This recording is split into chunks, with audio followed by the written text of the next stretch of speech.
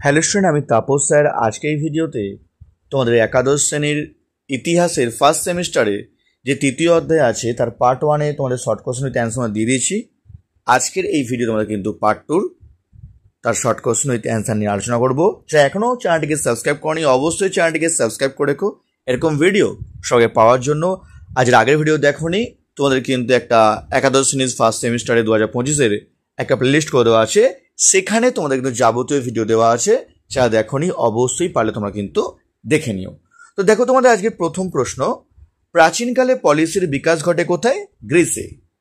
প্রাচীন গ্রিসের নগর রাষ্ট্রগুলিকে perfect community বলে অভিহিত করেছেন কে? অ্যারিস্টটল।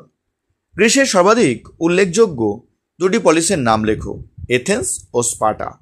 গ্রিসের অভিজাততান্ত্রিক পলিসির উদাহরণ দাও। স্পার্টা। বা প্রশ্ন আসতে পারে যে স্পার্টার শাসন কাঠামো কিরম প্রকৃতির?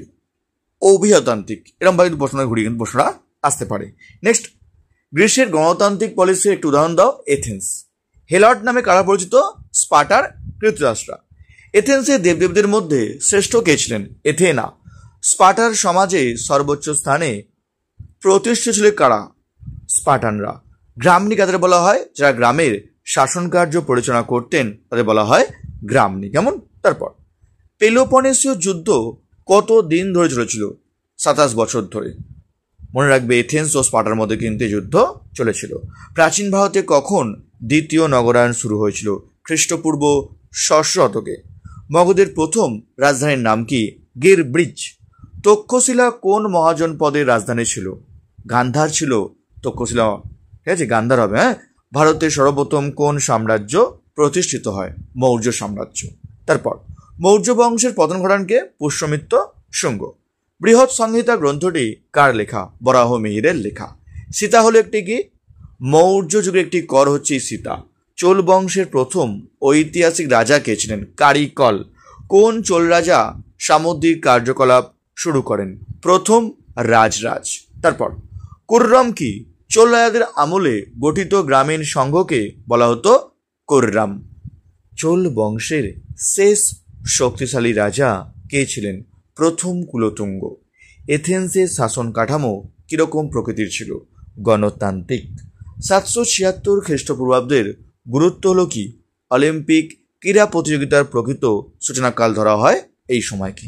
তারপর, কোন প্রাচীন গ্রন্থ থেকে ষোড়শ মহাজন পদ সম্পর্কে জানা যায়? বৌদ্ধ গ্রন্থ অঙ্গুত্তর নিকায় এবং জৈন গ্রন্থ ভগবতী সূত্র থেকে। পাটলিপুত্র কোন মহাজন পদের রাজধানী ছিল? মগধের। প্রাচীন ভারতের মহাজন পদগুলির উত্থান মূলত কোথায় হয়েছিল? আফগানিস্তানের কাবুল থেকে দক্ষিণ ভারতের গোদাবরী পর্যন্ত অঞ্চলে। কে কাকে ভারতের নেপোলিয়ন বলেছেন?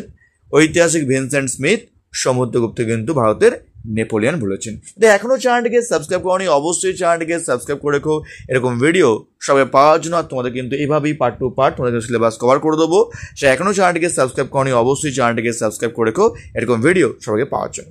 নেক্সট, মনসবগত অর্থ কি? এই প্রথা চালু করেন কে? পদমর্যাদা। আকবর 1577 খ্রিস্টাব্দে। জনপদ কি? জনবসতিপূর্ণ কৃষিপ্রধান অঞ্চল জনপদ। কোন গুপ্তরাজের আমলে হুন আক্রমণ হয়েছিল? স্কন্দগুপ্ত। মনে রাখবে, তাকে কিন্তু ভারতের রক্ষাকর্তাও বলা হয়। প্রশ্ন আসতে পারে, কাকে ভারতের রক্ষাকর্তা বলা হয়? স্কন্দগুপ্তকে। এলাহাবাদ প্রশস্তি কে রচনা করেন? হরি সেন। গুপ্ত রাজবংশের প্রতিষ্ঠাতা কে ছিলেন? শ্রীগুপ্ত। কেমন? তারপর, কাবুলিয়াত ও পাট্টা ব্যবস্থা প্রবর্তন করেন কে? শের শাহ। অটোমান সাম্রাজ্যের প্রতিষ্ঠাতা কে ছিলেন? ওসমান। তা ম্যাগনিফিসেন্ট বলা হতো কোন সুলতানকে?